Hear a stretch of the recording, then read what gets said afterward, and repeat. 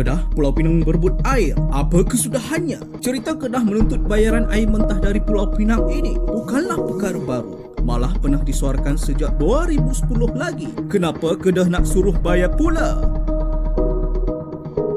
Sungai Muda, tempat di mana air diambil untuk kegunaan hampir 1.8 juta penduduk Pulau Pinang, juga merupakan sempadan kepada negeri itu dan Kedah. Hulu sungai ini terletak di kawasan Tadahan Ulu Muda yang kaya dengan hasil balak. Namun, ia tidak dapat dibangunkan disebabkan kerana ia mampu merosakkan alam sekitar dan kualiti air. Justru, mereka berpendapat kerana kita tak dapat membalak, maka kita rugi dan kerajaan negeri Pulau Pinang harus membayar pampasan ini. Kerajaan negeri Pulau Pinang pula kata, kalau nak minta pampasan, mintalah dari kerajaan Malaysia kerana mereka ambil dari Sungai Muda di bahagian Pulau Pinang. Malah, jika Pulau Pinang tak mengambil air itu, ia akan cuma mengalir lepas ke Laut Selat Melaka.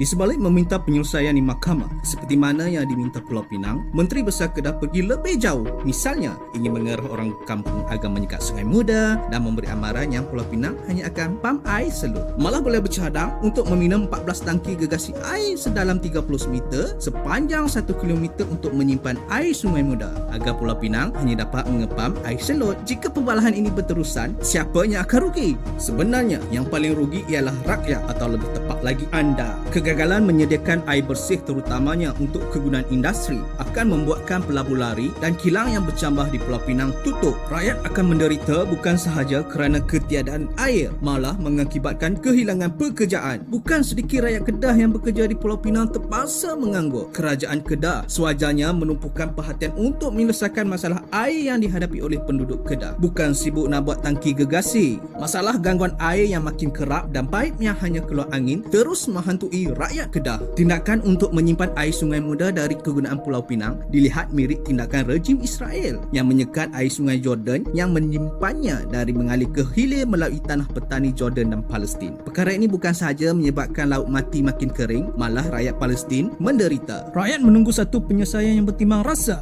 dari kedua-dua pemimpin. Jangan jadi seperti tikus membaiki labu. Akhirnya, rakyat sendiri yang menjadi mangsa. Cukuplah dengan wabak yang melanda negeri. Usah dicipta masalah baharu.